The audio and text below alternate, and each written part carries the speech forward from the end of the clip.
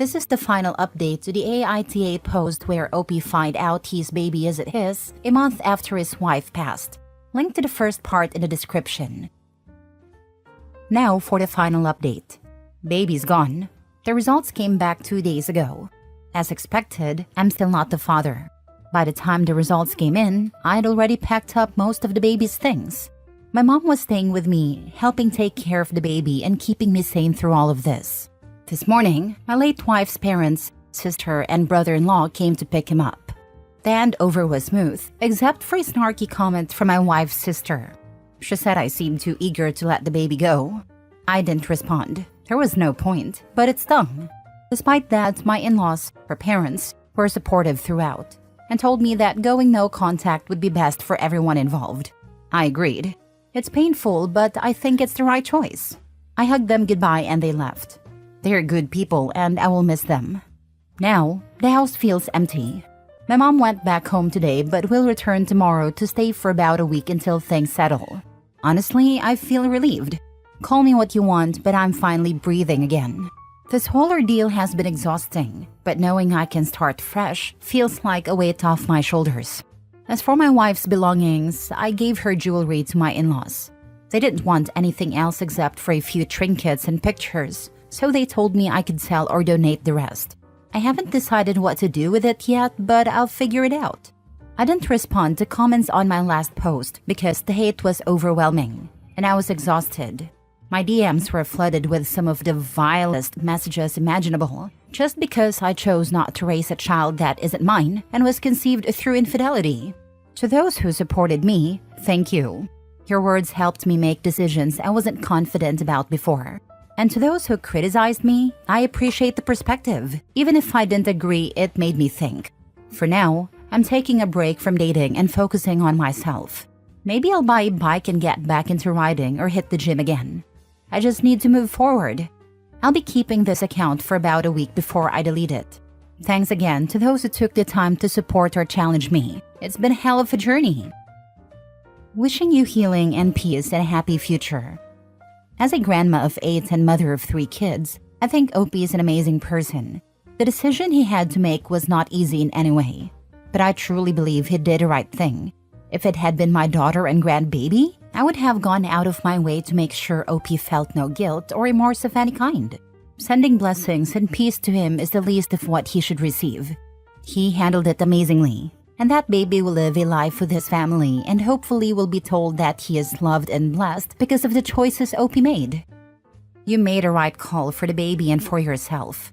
The baby is in the hands of people who can love it the way it deserves to be loved, and because of the circumstances of its conception, that wasn't you. Good luck moving forward. I agree. If the argument for abortion is that the baby would otherwise be unloved by an unwilling mother if it came into the world, then surely the same argument would morally exonerate an unwilling father who doesn't want to take care of a child that is not even his. And a constant reminder of both his dead wife and her infidelity, which are 2 of the most painful things a person can go through. Losing your proverbial other half, and the complete, utter, and total betrayal of the love and trust they shared together. Don't listen to the hate. It's easy to pass judgment on someone else and try and act holier than thou. We have no idea how we'd actually feel if placed in a situation like that. I'm sure the baby will be well taken care of. Take time for yourself and move forward. Can we point out how freaking cowardly it is to hide in DMs because you're too freaking afraid to spew your vitriol where everyone can see? Like it's the internet. You're already anonymous. So imagine how weak and pathetic you must be to have to hide even more by only spewing your BS when no one else can call you on it. This is why naming and shaming should be allowed. Pull up the receipts, post them and the name, and let everyone see who these people really are. Next story. Am I the a-hole for not changing my wedding day date, even if it is in my late half-sister's death week? So I, 32 female, am an affair baby. My dad's wife and her gremlins weren't shy about letting me know. Years of shunning, calling me a bastard, mistreating me, and showing blatant favoritism and overall better treatment to them than me. I left home at 19 and only spoke to my dad when I needed money. Lol. I'm getting married to the man of my dreams, and we're having a beautiful winter wonderland wedding. Corny, I know. Winter is our season. We met and fell in love during it. Plus, I was born in December, which makes it even more special. The problem is that my wedding date falls during the week when my half-sister Amy died. She passed away on the 15th and our wedding is on the 13th. I didn't plan this intentionally. My fiancé was the one who picked the date. They have a tradition of making that whole week about her, with dinners, small parties, and visiting her grave. I don't participate since I never liked her, nor did we have a good relationship. When he received his invitation, my dad called me, almost in shock, and asked if I could move the date to late December or early January, since he didn't think he could attend. I told him that if that's the case, I guess he wouldn't be showing up, because I'm not changing it. He broke down and asked if I was punishing him again. He often tries to manipulate me like this. I told him I wasn't. I just didn't care enough, and I told him not to bother me anymore before hanging up. He called again and apologized, but I told him I didn't appreciate being manipulated or made to feel bad in the months leading up to one of the happiest days of my life. I told him he was uninvited. Since then, he's been basically harassing me. I'm starting to think I might be the a-hole, but I don't know. Am I the a-hole? Not the a-hole. Your dad clearly is still only concerned about his original family. He isn't even hiding it. My friend, he's not your father. Father is a title earned, and he has not done anything to earn it. What an absolute failure of a man. I'm so sorry he was too weak to protect you from the people who try to make you feel small for simply existing. And those wedding perks that come with being a real father, like walking you down the aisle or having a dance, he hasn't earned either. You're beginning a new chapter in your life, and you're not obligated to carry the baggage forward to this new stage. And your dad and his family are baggage. Not the a-hole. Be selfish for your own peace. My nephew got married on the anniversary of my brother's death, his uncle. It made what was once only a sad day into a very happy celebration. Congrats on your marriage. I would love if someone got married or had a child around the time my brother died. Mid-June is always hard in my family. If we could celebrate new life at the same time, it would open so many new doors. You are not the a-hole. I got married in December. The 10th to be exact, as our anniversaries are around that time. My grandmother's birthday was the 7th, and for me it was like she was with me somehow even though she was gone. You didn't make the decision with malice intent. Enjoy your wedding and don't worry about your dad's family. Think of yourself as Cinderella finally getting her happy ending. Next story. Am I the a-hole for telling my dad's fiancé I am not interested in being her son or accepting her as a mom? My mom died 6 years ago. I'm 60 now, and for the past 2 years, my dad has been dating Kate. Kate is a widow who has 2 kids with her late husband, both under the age of 5. My dad and Kate got engaged at the start of the year. Around that time, Kate's kids started calling my dad Dad. I think it's because we all moved in together then. Since that move, Kate has been trying to bond with me and build a mother-son relationship to go along with my dad's father-kid relationship with her kids. I've tried to be polite while not agreeing to most of the things she has asked me to do with her. Mother's Day was the first real fight we had. My dad and Kate wanted us to celebrate the day as a family, but I chose not to because Kate isn't my mom, and she is not the person I'd want to spend that day with. I said as much. Kate told me she could be my mom and was willing to try very hard to be a good mom to me. When I didn't go along with it, she said these were important memories for the whole family, and we needed to blend as a family unit. My dad tried to claim I was a big brother now, or would be once they were married, and that I should want to create a close, loving, and supportive family unit for Kate's kids. When I said I didn't feel obligated to, we fought. The fight didn't stop Kate, but in the past month, she's been more upset because, on top of everything, I refused to give her away at the wedding. She said she wanted her kids to do it, and they will be walking with her. But since I'm older and technically able to do it in a more official way, she was hoping I would. I told her I wasn't going to do that and would be extremely uncomfortable in that role.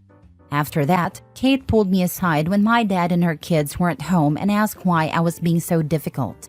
I told her it's because I'm not interested in being her son or accepting her as my mom. I told her she's Kate, just Kate. Her kids are just Kate's kids or my dad's almost step-kids. I told her I don't want to be her son or their brother, and I'm not going to try to be something I don't want to be. I said it's fine to be friendly, but they will never be the nuclear family to me that they want to be with each other. My dad tried talking to me after Kate told him about our conversation, but we ended up arguing. Kate and my dad both said I was being unfair by not even trying the nuclear family thing to make it work. They said being 16 doesn't mean I can't open my heart to another mom and 2 siblings. Am I the a-hole? Now for the comments. Not the a-hole. Of course no. Your dad and stepmom should be trying to force you to be a son/brother. All you have to be is respectful to them. I really hope they can understand and respect you. He's still grieving. His dad and Kate need to understand that and give him his respect. This is it. The difference between Kate's kids and OP is that OP consciously knew his mom. He's good, I think, especially because he explained to her that he's okay with Kate marrying his dad and he's friendly with a lot of them. He just doesn't see her as his mother. If Kate and dad don't push it, a friendly relationship can become a trusting friendship. They just shouldn't expect the mother-son relationship. Did you make it clear to her that just because your mom is no longer here, she's still your mom? Always will be. No one should try to usurp that title. Can you offer to be friends? Yes, I said this to my dad and to Kate. They can't separate me from Kate's kids who could accept dad. But they're so young and don't remember their dad. If they would bother to do the smallest bit of research, they'd realize they're being total idiots. When I was getting serious with a man who had 10-year-old twins, I decided to actually read about step-parenting and what my role in their lives would be. Surprise, surprise, children over the age of 5 will likely never have a parent/child relationship with a step-parent. It can still be meaningful and close, but it is totally different to a parent and child. Your dad and his fiancé are being completely unreasonable. Next story. Am I the a-hole for telling my wife that I will live in my house if things don't work out? Long story short, her kids have strained our marriage, and I've been staying with someone else at her insistence after already being gone for 10 months for professional reasons. For the last couple of weeks, she's had it in her head that she and her kids will continue to live in my house without me until it's sold if we decide to divorce, while I continue to pay the mortgage.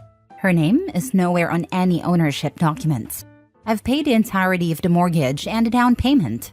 I would obviously buy her out of any other equity she's contributed, appliances and small improvements, but I haven't decided on anything beyond that. Last night, I finally told her to forget that as an option. This made her upset because she has nowhere to go, admittedly not comfortably, and cannot afford to pay the bills independently. I also told her that I wouldn't kick anyone out, but she refuses to simply cohabitate for the sake of practicality. We're still trying to work things out. So, am I the a-hole? How long have you been married? 4 years. You need to hurry up and divorce. You've been separated for almost a year already, 10 months working away. She doesn't want you living in your own home. The longer you delay kicking her out, the more money she can take from you. If she bought any appliances, she takes them when she leaves. In respect to the equity in the home, talk to a lawyer. Stop talking to her. Not the a-hole. Your mistake was moving out of your own home. I think this was legally a terrible move. I don't think he can just come back after being gone and demand she move.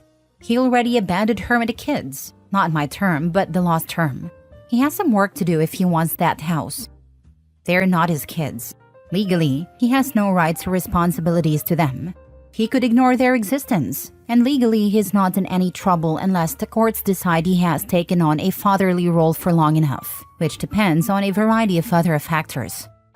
Go back to your house. Now. Talk to a lawyer. Yeah, I believe it's like abandonment or something if you're the one to leave, which just gave her a lot more claim to the property. Last story. Am I the a-hole for telling my ex-mother-in-law what makes her think she can see my child? My ex-mother-in-law and I always bumped heads. Not because of me, but because of her. When I started dating her son, she didn't like it. I never said anything disrespectful to her because I wasn't raised that way. I tried to make her like me, but nothing worked.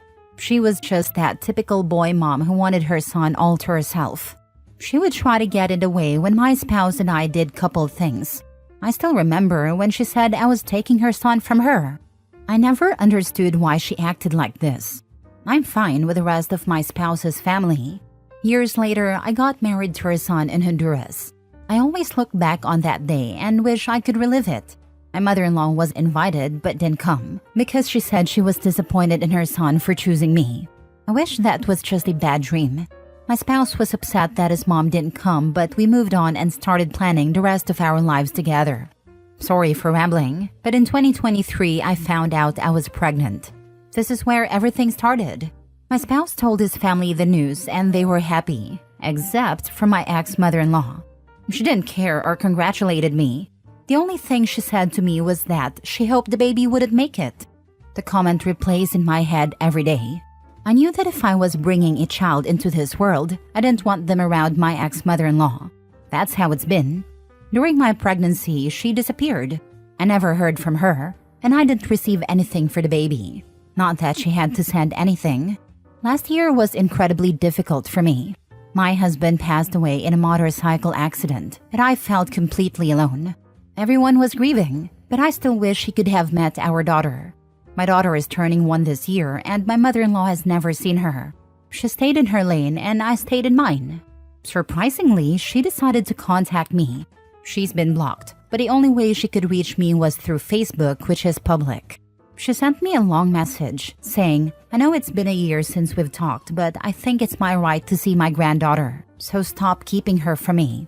It was very bold of her to think she had a right to see my child after everything she said. I didn't want to go back and forth, so I simply replied, "What makes you think you deserve to see my child? Am I the a-hole?" Under no circumstance would I let her meet your daughter, the child she wished dead. I am sorry for your loss, and I understand it must be hard, but you need to protect yourself and your child. Sending virtual hugs. Not the a-hole. I would block her and move on. She hasn't been a part of your child's life, and I wouldn't let her in now, especially with how she has treated you and wished your child dead when you were pregnant. Based on how she's acted in the past, I wouldn't put it past her to try and poison your child against you. Not the a-hole. But why on earth do you have your settings to public on Facebook? That is crazy. Block her. You can do this even with Facebook settings to public. I am so sorry for your loss.